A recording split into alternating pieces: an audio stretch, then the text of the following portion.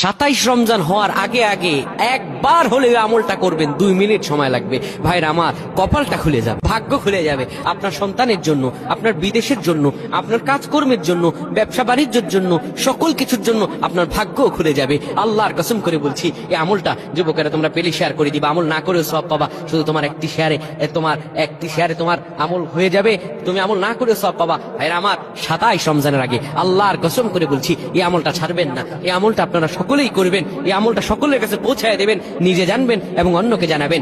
যত মানুষ বিপদগ্রস্ত আছেন, যত অভাবে আছেন, বিদেশে থেকে দেশে আসতে পারতেছেন না, বিদেশ যেতে পারতেছেন না, বিপদের উপর বিপদ লেগে আছে, 27 রমজান হওয়ার আগে আমলটা করেন। 2 মিনিট সময় লাগবে, বেশি না। যখন ঈশার নামাজ আপনি পড়বেন, ঈশার নামাজের পরে ওযু করে নেবেন, সুন্দরভাবে পবিত্র পরিচ্ছন্ন হয়ে বিছানাটা ঝাড়ু দিবেন। বিছানার ভিতরে এরপরে আপনি শোয়ার আগে সুন্দর করে আপনি ঘুমানোর আগে পড়বেন, ইয়া মালিকু ইয়া মালিকু 100 বার পড়বেন। এরপর ইয়া খাবিরু 100 বার পড়বেন। তারপর একবার দুরূদ শরীফ পড়বেন। এরপরে 2টা হাত তুলে আল্লাহর কাছে যা দোয়া করবেন, আপনার দোয়া করতে দেরি হবে, আমার আল্লাহ কবুল করতে দেরি করবেন না। আল্লাহুম্মা আমিন।